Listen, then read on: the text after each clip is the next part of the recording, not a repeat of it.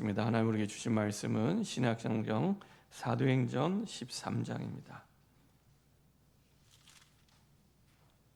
사도행전 13장 1절부터 12절까지의 말씀입니다. 신약성경 사도행전 13장 1절부터 12절까지의 말씀입니다.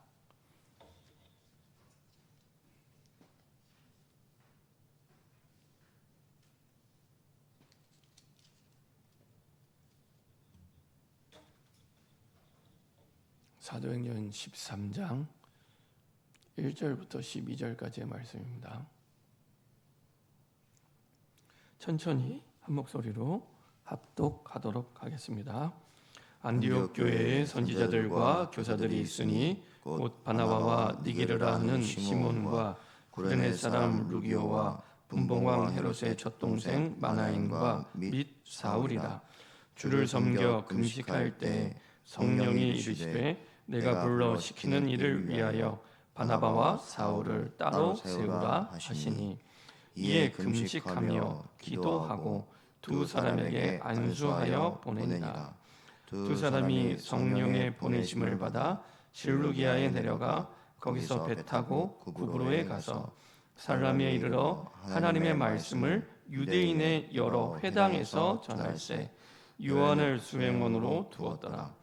온 섬 가운데로 지나서 바보에 이르러 바 예수라는 유대인 거짓 선지자인 마술사를 만나니, 그가 총독 서기오 바울과 함께 있으니 서기오 바울은 지혜 있는 사람이라.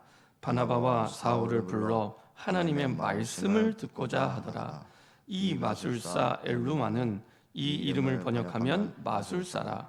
그들을 대적하여 총독으로 믿지 못하게 힘쓰니, 바울이라고 하는 사울이 성령이 충만하여 그를 주목하고 이르되 모든 거짓과 악행이 가득한 자요 마귀의 자식이요 모든 의의 원수요 주의 바른 길을 굽게 하기를 그치지 아니하겠느냐. 보라, 이제 주의 손이 내 위에 있으니 내가 맹인이 되어 얼마 동안 해를 보지 못하리라 하시니, 즉시 안개와 어둠이 그를 덮어 인도할 사람을 두루 구하는지라. 이에 총독이 그렇게 된 것을 보고 믿으며 주의 가르치심을 놀랍게 여기니라. 아멘. 한번 기도하고 말씀 나누도록 하겠습니다. 전능하신 하나님 감사드립니다. 교회는 하나님께 간절히 기도하더라. 아버지 하나님, 환난과 핍박 속에 교회가 할 일이 무엇인지를 깨닫게 하시고 하나님을 향한 기도를 잃어버린 이 시대 현장 속에 주님이 응답 주실 때까지 기도할 수 있도록 약속을 주시고 인도하여 주심을 감사드립니다. 기도의 주역으로 응답받게 하시고 전도의 주역으로 쓰임받게 하시며 교회의 시작과 응답의 발판이 될 수 있도록 하늘의 복을 누리게 하여 주시옵소서. 베드로를 바꾸는 시간표를 통해 아버지 하나님, 한 시대 하나님의 뜻과 계획을 깨닫게 하시고 이방인들에게, 다민족들에게 주의 복음이 증거되는 것이 하나님의 영원하고 유일한 뜻임을 깨닫게 하신 하나님, 우리의 삶을 바꾸어 영원한 하나님의 뜻 속으로 돌아갈 수 있도록 주님 인도하여 주옵소서. 오직 하나님만을 의지하는 하나님의 망대가 세워지게 하시고 주님이 우리에게 이미 약속으로 준비하신 하나님의 길을 찾을 수 있는 하나님의 여정을 찾게 하시고, 이제는 주의 언약을 붙잡고 기도할 때 우리 후대 앞에, 그리고 이 시대 앞에, 모든 불신자 앞에 하나님이 살아계시고 역사하심을 보여줄 수 있는 언약의 이정표를 세우는 증인이 되게 하여 주시옵소서. 교회의 주역이 되게 하시고 현장 살리는 주역이 되게 하시고 이 시대와 미래 시대를 살리는 주역의 응답을 누릴 수 있도록 성삼위 하나님의 영으로 우리를 충만하게 하여 주옵소서. 하루에 한 번이라도 하나님 앞에, 복음 앞에, 말씀 앞에 깊은 기도를 누리는 기도의 사람이 되게 하여 주옵소서. 기도의 파수꾼이 되게 하여 주옵소서. 감사드리며 주 예수 그리스도의 이름으로 기도합니다. 아멘. 우리 함께 나눌 말씀 제목은 모든 답을 찾아낸 첫 선교, 모든 답을 찾아낸 첫 선교라는 제목을 가지고 말씀 나누도록 하겠습니다. 우리 좌우에 계신 분들과 인사하겠습니다. 예수님은 그리스도이십니다. 우리 한 번 더 인사드리겠습니다. 지난주 제목을 가지고 인사드리겠습니다. 교회는 하나님께 간절히 기도했습니다. 네, 오늘 제목을 가지고 우리 한번 인사하겠습니다. 모든 답을 찾아낸 첫 선교입니다. 예, 우리가 모든 일 이전에 정말로 내 인생이 새롭게 시작이 되고 하나님의 역사를 체험하기 원한다고 할 때 첫 번째로 꼭 기억해야 될 부분이 있습니다. 그것이 바로 나의 정체성을 찾는 겁니다. 너의 정체가 뭐냐? 도대체 왜 이 땅에 나를 태어나게 하셨을까? 왜 나를 이곳에 살게 하셨을까? 왜 나를 이 직장에 보내셨을까? 이 모두 정체성에 관한 질문입니다. 여기에 대한 답을 찾을 때 우리 인생의 참된 시작이 됩니다. 그래서 우리의 인생의 정체성을 찾는 것은 굉장히 중요한 하나님의 역사의 시작점이요 전환점이 됩니다. 특별히 하나님은 하나님이 원하시는 교회의 모델, 하나님이 원하시는 교회의 정체성, 그게 안디옥 교회입니다. 안디옥 교회. 어떤 교회면 되냐? 안디옥 교회입니다. 내가 신앙생활 어떻게 하면 되냐? 안디옥 교회처럼. 그 이상 그 이하도 아닙니다. 안디옥 교회처럼. 그러면 됩니다. 그럼 도대체 안디옥 교회를 이루었던 사람들이 누구냐? 그 사람들이 안디옥 교회니까요. 그 사람들이 안디옥 교회잖아요. 그 사람들을 부르던 별명이 있습니다. 별명. 사도행전 11장 26절 같이 한번 읽어보겠습니다. 안디옥 교회처럼 우리가 신앙생활을 하면 되고 안디옥 교회 같은 교회가 되면 되는데 중요한 건 그럼 그 교회를 이루는 사람이 누구냐를 찾으면 되잖아요. 그 사람. 자, 사도행전 11장 26절입니다. 같이 한 목소리를 합독하겠습니다. 만남에 안디옥에 데리고 와서 둘이 교회에 1년간 모여 있어 큰 무리를 가르쳤고 제자들이 안디옥에서 비로소 그리스도인이라 일컬음을 받게 되었더라. 비로소 그리스도인이라 일컬음을 받게 되었더라. 불신자들이 안디옥의 교인을 부르던 별명이 그리스도인이었습니다. 영어로 하면 크리스찬. 야, 그리스도인이네. 그리스도인이네. 그 왜 그리스도인이라 불렀던 그 별명의 힌트가 있습니다. 바나바와 사울이 안디옥 교회에 1년간 모여 큰 무리를 가르쳤답니다. 여기에는 큰 무리를 가르쳤다는 여기에는 그 전도 사역이 포함됐습니다. 큰 무리, 이 안디옥 교회 현장에 있는 큰 무리에게 전도를 했고 거기서 얻은 열매들을 양육을 한 겁니다. 다시 말하면 그리스도인이라는 배경에는 두 가지 뜻이 있습니다. 아, 이 사람들이 구원받은 사람이구나. 구원받은 사람. 그래야 그리스도인이 되니까요. 그리고 두 번째, 구원받았다는 얘기는 그리스도의 복음을 받은 사람이잖아요. 그래서 그리스도 복음의 증인이라는 얘기입니다. 그리스도 복음의 증인. 두 가지 의미가 여기 담겨 있습니다. 내가 구원받았고 구원받은 사람들만 그리스도인이 될 수 있어요. 구원받은 사람들이고 또 하나는 이 구원받아서 뭐 했냐? 전도 사역을 통해 이방 땅에 있는 많은 불신자에게 복음을 전하고 그들을 복음으로 양육을 한 겁니다. 그래서 그리스도 복음의 증인이라는 의미가 여기 담겨 있습니다. 두 가지. 구원받았고 그리스도 복음을 가지고 생명 살리고 양육하는 증인이었습니다. 이게 사실은 안디옥 교회 사람들의 정체성이었습니다. 너무 중요하죠.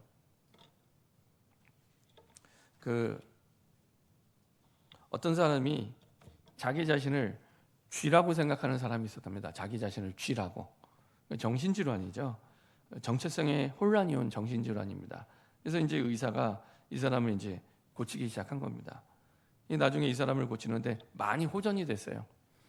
그래서 이제 퇴원할 때가 돼서 이 의사가 이 사람한테 물어봅니다. 당신이 누굽니까? 그랬더니 이제 환자가 대답을 합니다. 나는 쥐가 아니라 사람입니다. 이제 많이 회복이 된 거예요. 이제 한 번 더 질문합니다. 당신이 누굽니까? 그랬더니 이 사람이 하는 게 나는 쥐가 아니라 사람입니다. 아, 이제 태어나도 되겠구나 하고 이제 태어나는 날이 됐습니다. 이제 태어나는 날 이제 이 사람이 이제 문 밖에 나가려고 하는데 문 앞에 고양이가 한 마리 있는 거예요. 고양이가 한 마리가 있는 거예요. 이 사람이 고양이를 보고 멈칫한 거예요. 고양이 보고. 그래서 이 사람이 왜 그럴까 하고 이제 의사가 다시 질문했답니다. 당신은 누굽니까? 그래서 대답은 또 바르게 했어요. 나는 쥐가 아니라 사람입니다. 아니 근데 왜 고양이를 보고 멈칫하냐? 그랬더니 이렇게 대답을 했다고 합니다. 나는 쥐가 아니라 사람이 맞는데 혹시 고양이가 모를까봐 멈칫했답니다. 아직 안 고쳐진 거죠. 나는 크리스찬이 맞는데 우리가 실제 현실에서 문제를 만나면 멈칫해요. 현실에서 문제를 만나면 나 크리스찬인데 나 구원받았다는 얘기는 다 받았다는 얘기입니다. 내 인생에 받을 응답을 다 받으신 거예요. 그리고 완벽한 능력이 준비되어 있는데 어느 정도 능력이냐?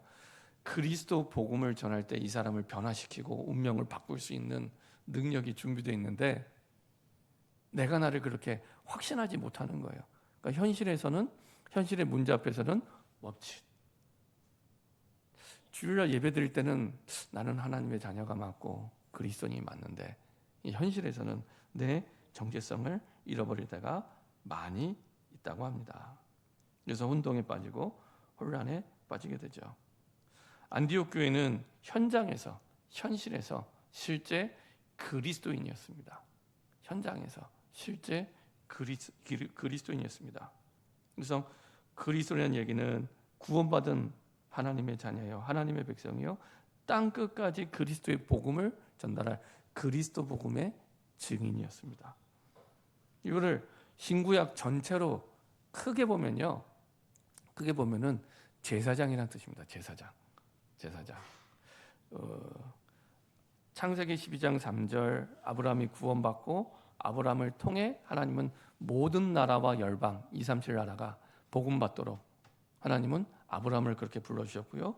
또 출애굽한 이스라엘 백성들을 그렇게 부르셨어요. 출애굽기 19장 5절부터 6절을 한번 보도록 하겠습니다. 구약성경 출애굽기입니다. 19장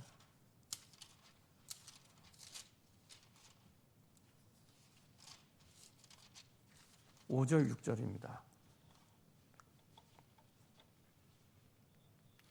이 19장 5절 6절은 하나님이 이스라엘 백성과 언약을 맺을 때 가장 근본적인 언약입니다. 그래서 출애굽기 19장 5절 6절뿐만 아니라 그 뒤에 계속해서 하나님이 중요한 순간마다 항상 기억시키는 약속이 출애굽기 19장 5절 6절입니다. 모든 언약의 근간이 되는 약속입니다. 출애굽기 19장 5절 6절입니다. 다 찾으신 줄 알고 같이 한 목소리로 합독하도록 하겠습니다. 세계가 다 내게 속하였나니 너희가 내 말을 잘 듣고 내 언약을 지키면 너희는 모든 민족 중에서 내 소유가 되겠고 너희가 내게 대하여 제사장 나라가 되며 거룩한 백성이 되리라. 너는 이 말을 이스라엘 자손에게 전할지니라. 그렇죠. 시내산에서 하나님 주신 약속인데 이게 모든 이스라엘 백성의 언약의 근간이 됩니다. 세계가 다 내게 속하였나니, 그렇죠. 전 세계가 하나님 손에 있습니다. 내 모든 인생 하나님 손에 있습니다.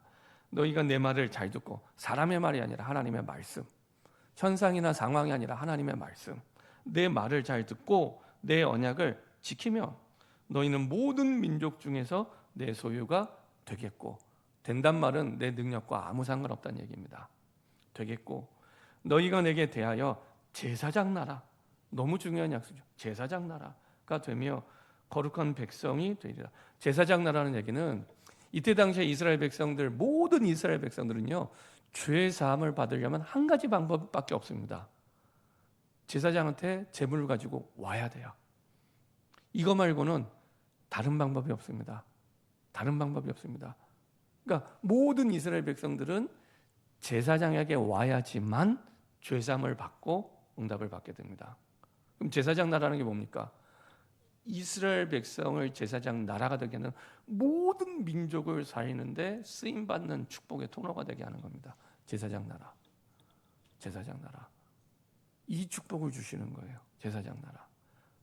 구원받을 뿐만 아니라 전 세계를 살리는 구원의 통로가 되는 겁니다. 제사장 나라.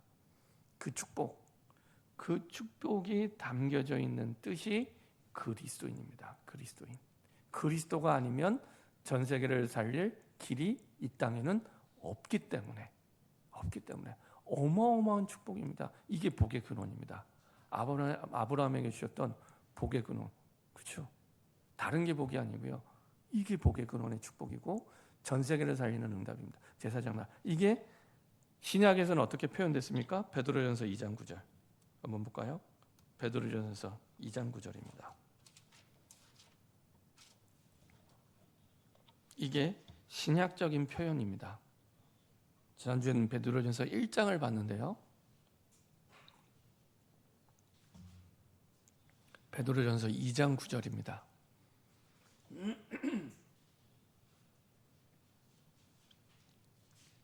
베드로전서 2장 9절입니다.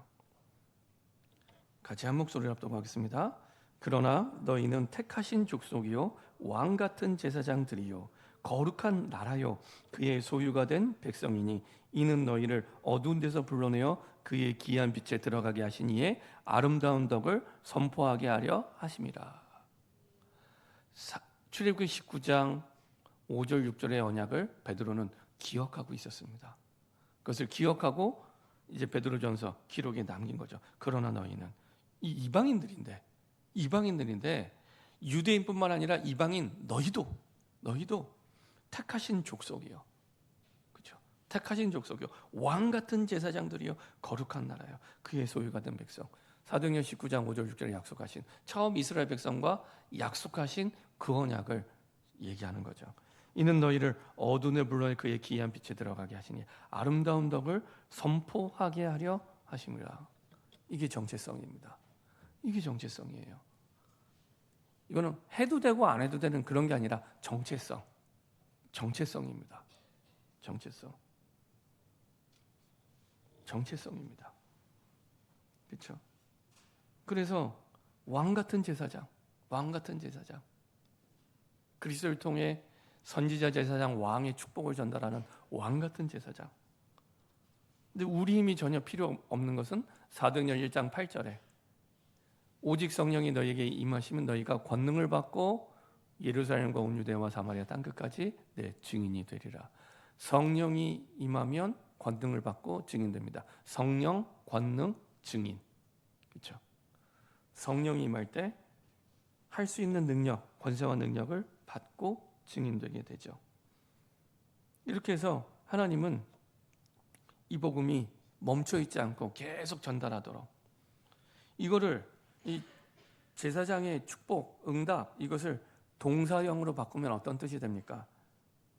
요한복음 7장 38절에 성령이 임하면 그 배에서 생수의 강이 차고 흘러 넘치는 것처럼 흘러가는 겁니다. 흐르게 만듭니다. 흐르게. 복음을 흐르게 만들고 하나님의 말씀을 흐르게 만드는 거예요. 나를 통해. 그래서 성령이 임하면 성령의 역사의 특징이 뭐냐? 흘러가게 만드는 겁니다. 흐름이 있는 겁니다. 그럼 성령이 없다는 것은 무슨 말입니까? 내 삶에 흐름이 없는 거예요. 주일날 여러분들이 꼭 붙잡아야 될 응답이 있다면 한 주간 내가 응답받을 언약의 흐름, 기도 응답의 흐름, 그 다음에 하나님의 구원을 이루는 전도의 흐름을 내가 붙잡고 전달하는 시작의 날입니다. 그 흐름을 붙잡는 날입니다. 그래서 성령의 충만함이 임하면 흐름이 생깁니다. 흘러가게 돼요. 이게 성령의 역사의 특징입니다. 요한복음 7장 38절 한번 보도록 하겠습니다. 요한복음 7장 38절.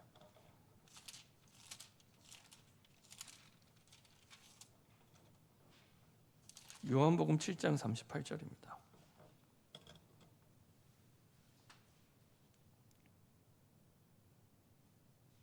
요한복음 7장 38절입니다. 예수님께서 하신 말씀이죠. 같이 한 목소리로 요한복음 7장 38절 같이 한 목소리로 합독하겠습니다. 나를 믿는 자는 성경의 이름과 같이 그 배에서 생수의 강이 흘러나오리라. 나를 믿는 자, 그리스도를 믿는 자, 진짜 그리스도를 믿게 되면 바로 흘러가게 돼요. 바로 흘러가게 됩니다. 성경의 이름과 같이 그 배에서 생수의 강이 흘러나오리라. 성령이 정말로 임하게 되면 흘러가게 돼요. 즉시 흘러가게 됩니다. 내가 진짜 그리스도를 믿으면 흘러가게 됩니다. 그렇죠? 복음도 흘려보내고, 왜 돈도 경제가 잘 돌아간다는 얘기는 돈이 잘 흘러간다는 얘기잖아요. 진짜 경제도 마찬가지, 복음도 마찬가지고 경제도 마찬가지입니다. 그렇죠? 흘러가게 되죠. 그래서 초대교회 120명이 모여서 성령 충만 받았더니 복음이 3천 제자에게 흘러가게 되고 남자만 5천 명에게 흘러가게 됩니다. 흐름이 생기게 됩니다. 성령의 충만함을 받으면. 그렇죠? 안디옥 교회가 그런 교회였습니다. 안디옥 교회. 안디옥 교회 사람들이 그런 사람들이었습니다. 정체성이 뚜렷했고요. 그리스도인이라는. 그리고 그 정체성 속에 증인이었고요. 그리스도 복음의 증인이었고요. 그 말은 제사장 나라의 응답을 받는 사람들. 이 사람들은 성령의 충만함 속에 복음을 흘려보내는 흐름이 있는 교회였습니다. 흐름이 있는 교회. 그래서 주일날 오시면 한 주간 동안 내 가족에, 내 직장에, 내 가는 지역에 어떤 복음을 흘려보낼까? 어떤 말씀을 흘려보낼까? 그 흐름을 붙잡는 날입니다. 그 흐름을 믿으면 흘려보내게 됩니다. 믿으면. 그런 교회가 안디옥 교회였습니다. 사도행전 1장 8절에 언약을 성취하는 교회였고, 그래서 세계 복음화하는 교회, 땅 끝까지 이 복음을 흘려보내는 교회였습니다. 근데 하나님께서는 그런 응답을 핍박 속에서도 진행하셨죠. 그래서 사도행전 4장, 사도행전 12장, 사도행전 4장은 사내들인 공회, 교권이 핍박하는 거였고요. 유대교가. 그 다음에 사도행전 12장은 이제는 왕이, 국가가, 나라가 핍박하는 거였습니다. 근데 결과가 같아요. 결과가. 사도행전 4장 마지막에 뭐라고 얘기합니까? 하나님의 말씀을 담대히 전하더라. 핍박이 왔는데 하나님의 말씀을 담대히 전하더라. 하나님의 말씀을 흘려보내고 있죠. 담대히. 핍박과 상관없이 오히려 담대하게. 그리고 사도행전 12장 마찬가지로 어마어마한 핍박이 와서 기도를 했는데 나중에는 하나님의 말씀이 흥왕하더라. 이렇게 마치게 됩니다. 헤롯 왕을 하나님 데려가세요. 말씀을 흘려보낸 걸 막는 헤롯 왕을 하나님이 데려가시고 충임하고 데려가시고 하나님의 말씀이 흥왕하더라. 말씀이 왕성하게 흘러가는 결과가 같아요. 하나님이 원하시는 게 뭐예요? 하나님의 말씀이 왕성하게 흘러가는 거예요. 우리 구역을 통해, 내 가정에, 내 직장에 하나님의 말씀이 왕성하게 흘러갈 수 있도록. 그렇죠? 그게 하나님이 원하시는 것이고, 그게 안디옥 교회였고, 안디옥 교회 사람들이었습니다. 그렇죠? 그래서 교회 시작의 발판이 됐고, 전도의 주역이 됐고, 기도의 주역이 됐고요. 이것을 바꾸는 시간표였습니다. 베드로가 이방인에게 복음을 안 전했잖아요. 흘러가야 되는데 흘러가지 못하게 하는. 그래서 하나님 베드로를 바꾸세요. 핍박을 허락하면서까지 내 것을 붙잡는 게 아니라 하나님 것을 붙잡고 복음을 흘려보내고 말씀을 흘려보내도록 인생의 틀을 바꾸시죠. 생각의 틀, 마음의 틀, 그 영혼의 틀을 바꾸십니다. 그래서 사도행전 12장 17절 예루살렘에 머물지 않고 다른 곳으로 갔습니다. 어디로 갔어요? 베드로전서 1장 1절에 나오죠. 그렇죠? 이방인의 땅으로. 그래서 사도행전 12장과 베드로전서 1장에는 우리가 생각하는 시간적 차이가 약 15년에서 19년 정도 차이가 납니다. 15년에서 19년. 그러니까 사도행전 12장 이후로 약 15년에서 19년이 지난 뒤에 베드로전서를 씁니다. 썼는데 뭐라고 쓰냐? 1장 1절에 보면은 베드로가 순회했던 지역들, 이방인의 땅들이 나옵니다. 그러니까 그 사람들에게 편지를 보내는 거예요. 그 말은 그 이방인의 땅들에 가서 복음을 흘려보내고 하나님의 말씀을 흘려보냈다는 겁니다. 그렇죠? 인생의 틀이, 생각의 틀이 완전히 바뀐 거예요. 그래서 그 언약을 붙잡고 다음 주부터 전도기초훈련을 시작하는 겁니다. 전도기초훈련 시작하는. 이제는 안디옥 교회 그리스도인이라는 사람들의 정체성을 붙잡고 복음을 흘려보낼 수 있었던 것처럼, 말씀을 흘려보낼 수 있었던 것처럼, 이제는 우리가 이 응답을 받아야 안디옥 교회 응답을 받지 않겠냐. 그래서 이제는 불신자에게 나를 구원한 구원의 복음을 흘려보낼 수 있도록, 내 가정에, 내 직장에 말씀을 흘려보낼 수 있도록 전도기초 훈련을 시작하는 겁니다. 지금까지 우리가 잘 못했기 때문에 이제는 안디옥 교회 응답을 두고 시작하는 겁니다. 내가 나를 의지하는 것이 아니라, 내 생각 의지하는 것이 아니라, 내 판단 의지하는 것이 아니라 하나님을 의지하는 하나님의 망대로 내 인생의 의지를 바꾸고요, 하나님이 준비하신 언약의 여정을 찾게 되고요, 하나님이 주신 언약에, 내게 준 말씀의 약속에 이정표의 증인으로 서게 되는 겁니다. 그렇죠? 베드로가 남긴 베드로전서, 베드로후서가 우리의 언약의 이정표예요. 아, 베드로가 이렇게 살았구나, 베드로가 이렇게 응답받았구나, 하나님의 말씀대로. 베드로전서 2장 9절, 왕 같은 제사장으로. 이 출애굽기 19장 5절 6절에 제사장 나라의 축복을 베드로가 받았구나, 이게 안디옥 교회구나, 이렇게 응답을 받는.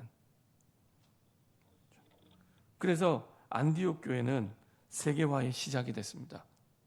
세계 지도가 없는 그때 세계화의 시작이 돼요. 엄청난 응답이죠. 지구가 아직 둥글게 아니라 네모나다고 생각하는 그 시대에 세계화의 시작, 첫 선교라는데, 그 첫 선교에 하나님이 얼마나 기뻐하셨던지 모든 인생의 답, 모든 전도와 선교의 답을 그 속에 주셨어요. 그 답이 어떻게 시작이 됩니까? 첫 번째는 성령의 인도에서 시작이 되었습니다. 나는 죽고 그리스도가 주인된 성령의 인도에서 시작이 되는 겁니다. 그래서 안디옥 교회는 성령의 인도받는 교회입니다. 하나님은 우리를 100% 인도하시는구나, 이 믿음을 가졌던 교회입니다. 하나님은 내 인생 100% 인도하시는 분이구나, 이 믿음이 없으면 성령의 인도 받을 수가 없어요. 사도행전 13장에 보면은 선교사를 파송하는데 처음부터 끝까지 안디옥 교회가 계획을 세워서 한 게 아닙니다. 안디옥 교회 있는 사람들이 뜻을 정하고 한 게 아닙니다. 성령의 인도하심을 따라 성령의 보내심을 받고 이렇게 되죠. 자, 사도행전 13장 2절, 3절, 4절 한번 읽어보겠습니다. 사도행전 13장 2절, 3절, 4절 같이 한 목소리로 합독하겠습니다. 주를 섬겨 금식할 때에 성령이 이르시되 내가 불러 시키는 일을 위하여 바나바와 사울을 따로 세우라 하시니 이에 금식하며 기도하고 두 사람에게 안수하여 보내니라. 두 사람이 성령의 보내심을 받아 시리아에 내려가 거기서 배 타고 구브로에 가서 철저하게 시작 과정 끝까지 성령이 인도하시는 대로. 그래서요 2절에 성령이 이르시되, 그 다음에 4절에 성령의 보내심을 받아, 이렇게 얘기합니다. 사도행전 13장 1절에 모인 이 성령의 인도받는 선교의 주역들은 이미 이전부터 성령의 인도받아 현장에서 전도했던 무명의 사람들이었습니다. 무명의 사람들, 전혀 함께할 수 없는 사람들이 함께하는 응답을 누리는 사람들이었습니다. 자, 보세요. 안디옥 교회에 선지자들과 교사들이 있으니 선지자들과 교사들의 특징, 선지자는 말씀을 선포하는 사람, 교사들은 말씀을 가르치는 사람. 다 말씀과 관계되어 있죠. 바나바는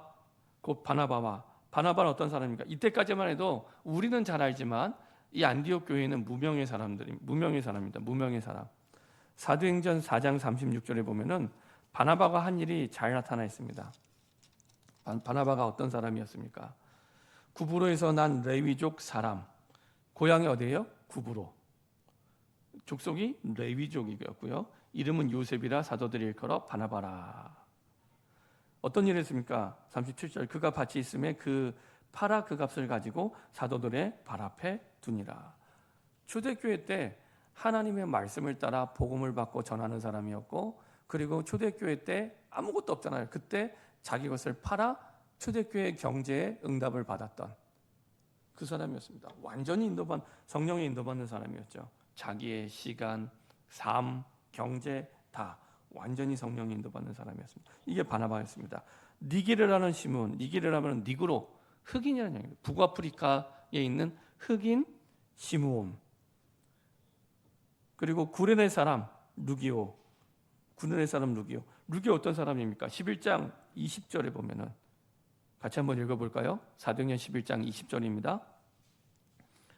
대부분의 많은 학자들이 이 20장의 사람이 구레네 사람 루기오라고 얘기를 합니다. 같이 한 목소리 합독하겠습니다. 그 중에 구브로와 구레네 몇 사람이 안디옥에 이르러 헬라인에게도 말하여 주 예수를 전파하니.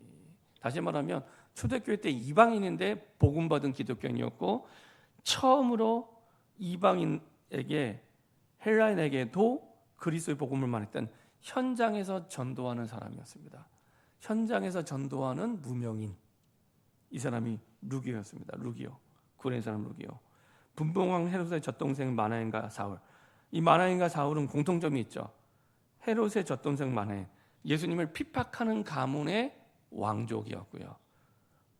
역시 사울도 예수님을 핍박하는 괴수였습니다. 그러니까 전혀 하나가 될 수 없는 사람들이에요. 이 사람들은 복음이 아니면 전혀 하나가 될 수 없는 이 사람들이 하나가 됐다.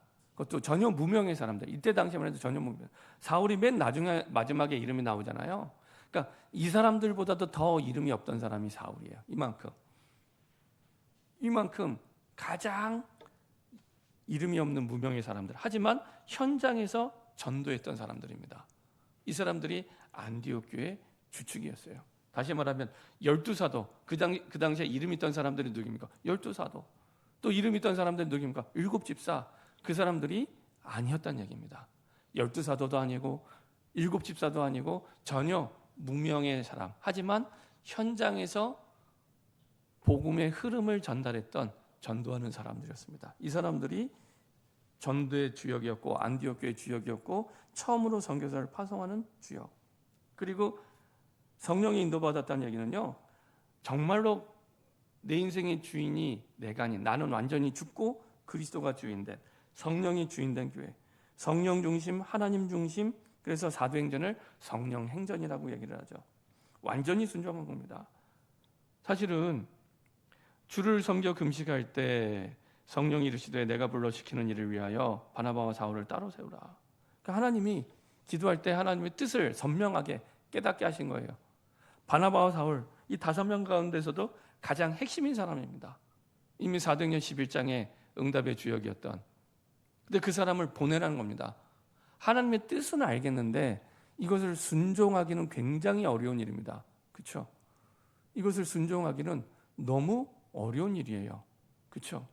아니, 안디옥 교회의 가장 중요한 사람들인데 이 사람들을 어떻게 하나님 보냅니까? 우리말로 하면은 담임 목사랑 부목사를 보내는 겁니다. 안디옥 교회. 그러니까 얼마나 이게 사실은 안타까운 일입니까? 힘든 일이죠. 근데 이 순종할 수 없는 상황에서 순종했어요. 순종할 수 없는 상황에서 순종했습니다. 순종할 때 어떻게 순종합니까? 3절에 이에 금식하며 기도하고 다시 금식하며 기도했죠. 금식한다는 얘기는 정말로 내 모든 것들을 먹는 걸 멈췄다는 거잖아요. 음식을 멈추고 기도할 만큼 집중한 겁니다. 음식을 멈추고 기도할 만큼 집중. 그래서 때로는요, 중요한 기도 제목을 두고 금식하는 것도 필요해요. 금식하는 것도 필요합니다. 이번 주간의 전도 캠프는 우리 1년 교회 시간표 가운데 가장 중요한 시간표입니다. 이럴 때는 금식하며 기도하며 캠프하는 것도 의미 있다고 생각이 됩니다. 그 정도로 가장 중요하게 하나님의 뜻을 순종하기 위해서 금식하고 기도하게 됩니다. 그리고 그 속에서 순종할 수 있는 힘을 얻고 두 사람에게 안수하여 보내죠. 하나님의 은혜에 이 사람들을 위임하고, 바나바와 바울을 하나님의 은혜에 위임하고 완전히 맡기고 보냅니다. 안디옥 교회는 성령님이 주인 되는 교회, 완전히 순종하는 교회. 하나님의 뜻이라면, 하나님의 말씀이라면 완전히 순종하는 교회. 그렇죠? 그래서 성령의 인도 받을 때까지 기다리는 교회였고요. 주를 섬겨 금식하며 기도하는 교회였습니다. 주를 섬겨, 한글 성경에는 섬겨로 나오지만 이 원래 원어 성경이나 영어 성경은 다 이게 예배로 나옵니다. 예배 속에서 금식하고 기도했다는 겁니다. 예배 속에서. 그러니까 내 뜻대로가 아니고요. 예배 속에 주시는 말씀 속에서 금식하고 기도한. 그래서 성령이 이르시되라고 말씀하시잖아요. 성령의 말씀하심을 따라간 거예요. 사람의 말을 따라가고 환경을 따라가고 상황을 따라가고 문제를 따라간 게 아니라 성령의 말씀, 하나님의 말씀을 따라간 겁니다. 그래서 말씀을 따라가는 교회였죠. 보내줄 수 없는데, 안디옥 교회 주역이었는데 말씀을 따라가는 교회. 그래서 하나님이 완벽하게 하나님의 전도를 두고 하나님의 선교를 두고 세 가지를 준비합니다. 사람을 준비하고요, 장소를 준비하고요, 그리고 어떤 일을 할지를 준비합니다. 세 가지. 사람은 누굽니까? 이제 하나님의 선교를 첫 선교, 바울의 1차 선교거든요. 1차 선교를 두고 바나바와 바울을 딱 준비하세요. 그리고 보내시는 겁니다. 이것을 위해 하나님의 바나바와 바울을 준비시킨 거죠. 장소는 어디입니까? 구브로. 자, 4절 한번 읽어보겠습니다. 4절, 13장 4절입니다. 같이 한 목소리 합독하겠습니다. 두 사람이 성령의 보내심을 받아 실루기아에 내려가 거기서 배 타고 구브로에 가서, 실루기아는 안디옥에 있는 항구입니다. 항구에서 배를 타고 구브로로 가요. 구브로 어제 많이 듣던 지역이죠. 구브로가 어딘가요?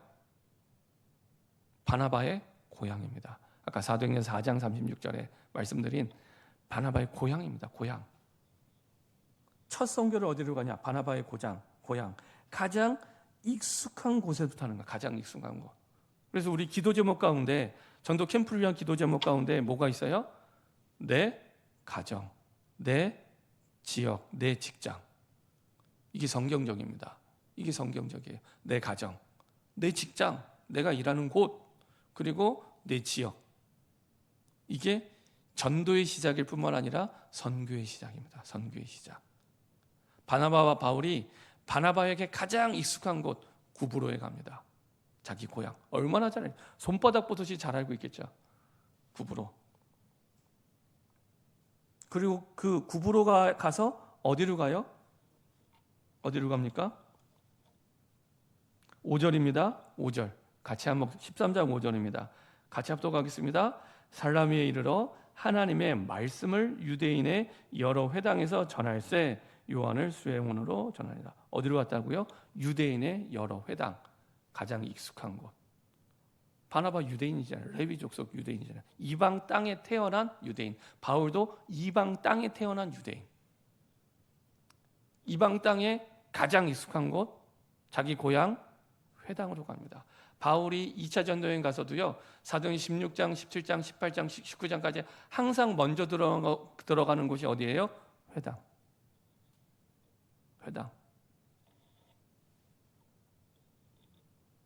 거기 가서 역시 하나님의 말씀을 흘려보내죠.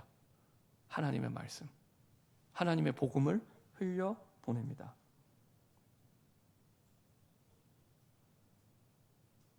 이게 성령이 불러시키는 일, 선교였죠. 성령이 불러시키는 일, 가서 어떤 일 할지를. 그러니까 사람을 하나님이 미리 준비하셨고, 장소 준비하셨고, 일을 준비해 놓고 부르시고 보내시는 거예요. 우리가 전도하기 전에 이 세 가지 응답을 먼저 응답받고 가는 거예요. 완벽한 성령의 인도죠. 이게 성경적인 전도의 응답이고 성경적인 전도의 시작이고, 이걸 보고 성경적인 전도 캠프라고 얘기를 하는 겁니다. 그랬더니 어떤 일이 일어납니까? 성령의 역사가 일어나게 되죠. 사도행전 13장 5절부터 11절까지가 성령의 역사입니다. 하나님은 이 하나님이 준비된 현장에 100% 준비해놓고 보내신 거예요. 이 구브로 지역. 특별히 살라미는 이 구브로 지역의 동해안입니다. 동해안. 이게 동해안. 그리고 바보라는 지역. 바보는 우리가 아는 바보가 아니라 파푸스를 한국말로 번역해서 바보입니다. 바보. 이거는 구브로라는 섬의 서해안 쪽. 서해안 쪽에 갔더니 하나님의 말씀이 흘러가는 걸 방해하는 이 무속인 박수무당이 있었죠. 박수무당. 그게 누굽니까? 이름이 두 개예요. 바예수. 바예수라면 예수의 아들이란 뜻입니다. 예수의 아들. 예수님처럼 막 이적을 일으키는 그런 사람이라는 뜻의 바예수. 그리고 뒤에 이름이 또 하나 나오죠. 이 사람 이름이 뭡니까? 엘루마, 마술사 엘루마. 이름이 두 개예요. 주로 사기꾼들이 이름이 두 개잖아요. 두 개, 세 개씩 되잖아요. 이 박수가 이름이 두 개, 바예수, 엘루마. 이 사람이 자꾸 하나님의 말씀을 방해하는 거예요. 이전에 하나님의 말씀을 방해하던 12장에 헤롯을 하나님이 충임하고 데려갔잖아요. 하나님의 말씀이 흘러가야 되는데 역시 마찬가지로 하나님이 이 마술사 엘루마를 이제 방해하는 것을 막게 하시죠. 그래서 바울로 하여금 이 엘루마에게 얘기를 합니다. 모든 거짓과 악행이 가득한 자여 마귀의 자식, 아주 그냥 있는 욕 없는 욕을 영적으로 다 하죠. 마귀의 자식이요 모든 의의 원수여 주의 발행기를 굽게 하기를 그치지 아니하겠느냐. 보라 이제 주의 손이 내 위에 임하여 있으니 내가 맹인이 되어 얼마 동안 해를 보지 못하리라 하니 즉시 안개와 어둠이 그를 덮어 인도할 사람을 두루 구하는지라. 박수 엘루마에게 역사는 흑암이 무너지게 됩니다. 하나님의 말씀을 막던 흑암이 무너지게 됩니다. 이 사람이 8절에 그들을 대적하여 총독으로 믿지 못하게 힘쓰니, 믿지 못하게 했다는 말씀을 못 듣겠다는 거거든요. 그렇게 하던 박수 엘루마를 하나님이 완전히 바꾸시죠. 그래서 우리가 말씀 운동할 때 반드시 말씀을 전할 때 흑암을 꺾어야 됩니다.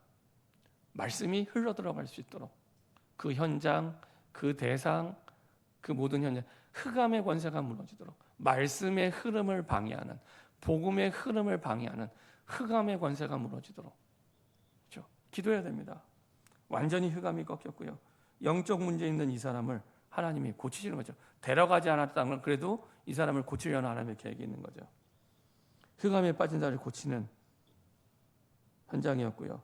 이 사람을 이제 치유하는 여정을 누가 봐요? 총독 서기오 바울이 봅니다.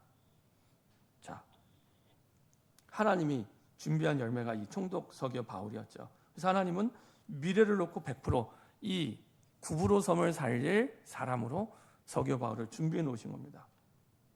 자, 12절 사도행전 13장 12절 같이 한 목소리로 합독하겠습니다. 이에 총독이 그렇게 된 것을 보고 믿으며 주의 가르치심을 놀랍게 여기니라. 중요한 건 하나님이 총독을 준비해 놓고 이것을 보게 만든 거죠. 총독이 어떤 사람이었습니까? 7절에 나오죠. 지혜 있는 사람이에요. 지혜가 있다는 말은 어떤 사람입니까? 하나님의 말씀을 듣고자 하는 사람. 이 사람이 지혜 있는 사람입니다. 그래서 이 사람이 이렇게 흑암이 무너지고 이 박수 엘루마가 이렇게 되는 것을 보고 믿었는데 그 현상을 보고 믿은 게 아닙니다. 주의 가르치심을 놀랍게 여기니라. 이걸 보고 놀란 겁니다. 아, 하나님의 말씀이 능력이 있구나. 하나님의 말씀이 능력이 있구나. 하나님의 말씀이 역사하시는구나. 그렇죠? 그 기적을 보고 놀라고 믿은 게 아니라 하나님의 말씀이 놀랍구나. 하나님의 말씀이. 이때 그 지역을 살릴 시스템이 되는 겁니다. 이 사람을 통해 다시 말씀이 흘러 들어갈 수 있도록, 말씀이 흘러 들어갈 수 있도록. 하나님은 총독을 위해 바나바와 사울을 준비시키고 보내신 거죠. 이게 하나님의 준비입니다. 그렇죠? 하나님은 우리를 100% 인도하시고 하나님은 현장에 완전히 100% 준비해 놓으셨고 그리고 하나님은 미래를 두고 100% 준비해 놓고 기다리셨죠. 그게 총독 서기오 바울이었고 하나님의 열매, 성령의 열매였습니다. 이게 우리가 응답을 받을 때 이렇게 응답을 받는 겁니다. 모든 응답을 받는 하나님의 방법, 시작은 성령의 인도, 말씀 따라 성령의 인도 받는 겁니다. 그때 하나님은 말씀대로 성령이 역사하시고요. 그리고 말씀의 은혜 받은 사람은 그 현장에 다시 말씀을 흘려보내는 시스템이 됩니다. 그대로 성경대로. 결론입니다. 이게 하나님이 하시는 전도입니다. 이게 하나님이 하시는 전도입니다. 경험해 보셨나요? 이게 하나님이 하시는 전도입니다. 이게 하나님이 하시는 전도 캠프입니다. 이 응답을 받는 저와 여러분 되기를 소원합니다. 성령의 인도받고 흑암 세력이 결박되고 정말 하나님이 준비한 시스템이 구축되는 이게 아주 모델적인 전도의 응답. 사실은 모든 인생의 답을 여기서 찾으시면 됩니다. 방법이 뭐예요? 성령의 인도받고 하나님의 말씀 따라. 그럼 반드시 말씀 따라 성령이 역사하시고 말씀대로 성령의 열매를 맺게 하시고 인도하시죠. 그래서 전도하기 전에, 내가 문제를 풀기 전에 응답부터 받고 힘을 얻어라. 이게 하나님의 방법입니다. 먼저 응답부터 받고 힘을 얻어라. 전도하기 전에 하나님의 축복과 계획을 하나님이 먼저 보여주세요. 충분히 기도할 때. 그래서 우리에게 기도가 필요합니다. 기도가 안 되면 아무것도 안 되는 거예요. 기도가 안 되면 아무것도 안 되는 겁니다. 나를 점검해 보세요. 내 정체성이 그리스도인인데 혼자 있는 시간에 얼마나 기도가 되십니까? 하나님의 말씀을 가지고. 말씀이 있어야 성령 인도를 받는데. 그래서 이번 한 주간만이라도 깊은 기도하는 한 주간, 내 현장의 불신자의 흑암이 꺾이고 완전히 치유되는 역사, 말씀을 흘려보낼 수 있는 시스템이 세워지는 응답의 날이 될 수 있도록. 그러니까 주일 예배에서 시작이 됩니다. 그래서 주일날 은혜 받으셔야 돼요. 예배 은혜 받으셔야 돼요. 주일 예배에서 시작이 되는 겁니다. 주일 예배에서. 이렇게 응답받는 저 여러분 되길 소원합니다. 하나님이 하시는 전도 속에 정말로 깊은 기도의 비밀 누리는 저와 여러분 되길 소원합니다. 기도하겠습니다. 합심해서 한번 기도하겠는데요.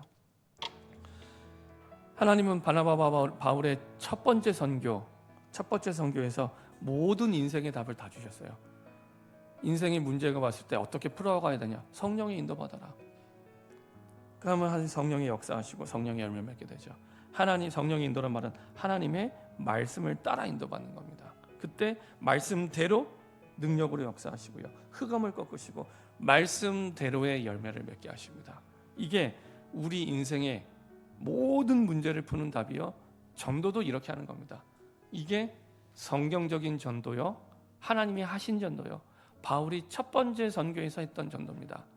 우리가 전도 캠프를 하자는 것은 이런 전도를 하자는 겁니다.